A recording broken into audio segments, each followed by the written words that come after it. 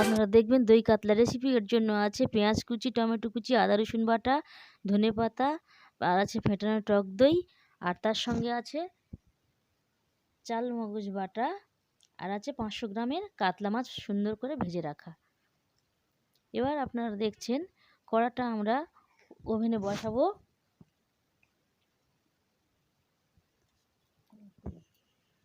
কড়াটা ওভেনে বসিয়ে তেল গরম হলে আমরা ওর মধ্যে দেব পেঁয়াজ কুচি। পেঁয়াজটা একটু লাল লাল রং ধরবে, তারপর ওর মধ্যে দিয়ে দেব একে একে আদা বাটা, রসুন বাটা,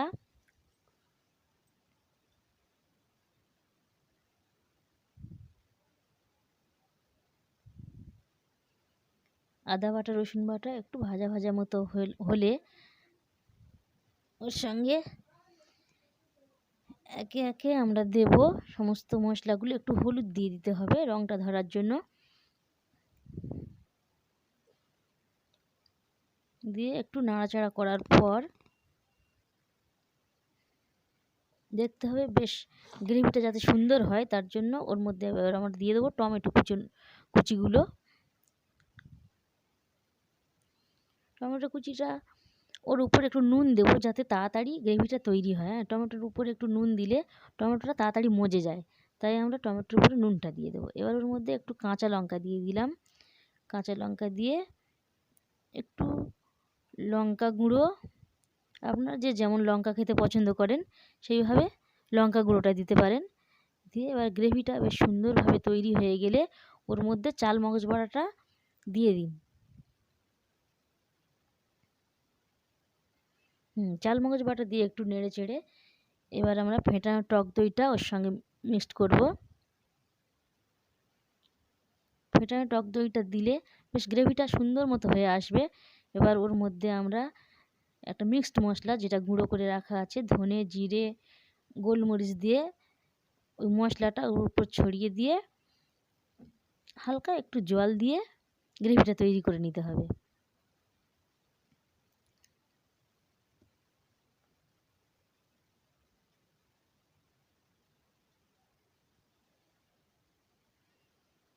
মশলা গুঁড়োটা দিয়ে জলটা যখন বেশ ভালোভাবে গরম হয়ে আসবে তখন ওর মধ্যে ওই কাতলা মাছের টুকরোগুলো দিয়ে দিতে হবে।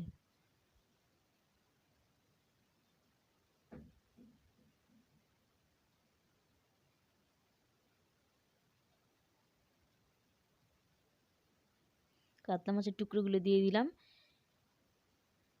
এবারে ওর উপরে অল্প একটু ধনে পাতা কুচি ছড়িয়ে দিয়ে ঢাকা দিয়ে দিন।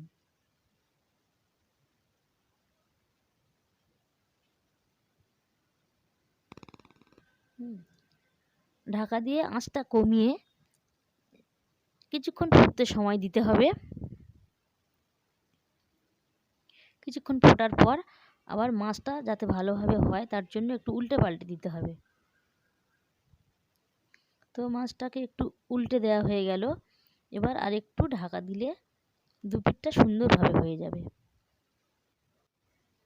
ঢাকনাটা খুলে এবার আমরা ওর মধ্যে একটু গরম মশলার গুঁড়ো দেবো। দিলেই আপনাদের ঢাকনাটা খুলে ওর মধ্যে গরম মশলা দিয়ে দেবো। তার আগে আমরা একটু নুনটা টেস্ট করার জন্য একটু দেখে নেব।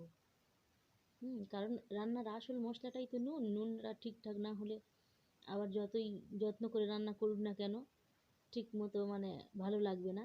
সেই জন্য নুনটা টেস্ট করে দেখার পর এবার আমরা একটু গরম মশলা ছড়িয়ে দেবো ওর মধ্যে। গরম মশলা দিলেই রেডি হয়ে গেল দই কাতলা, বাঙালির প্রিয়। গরম ভাতের সঙ্গে আপনারা এটা বাড়িতে করে দেখবেন, নিশ্চয়ই আপনাদের খুব ভালো লাগবে। এবং ভালো লাগলে আমাদের চ্যানেলে পরবর্তী রেসিপিগুলো দেখতে ভুলবেন না এবং সাবস্ক্রাইব করবেন। ধন্যবাদ।